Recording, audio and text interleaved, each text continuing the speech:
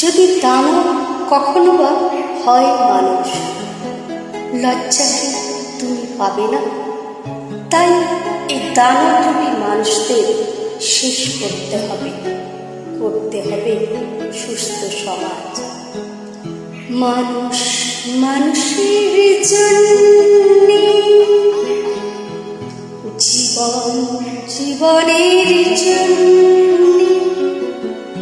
একটু সহানুভূতি মানুষ পেতে পারে না।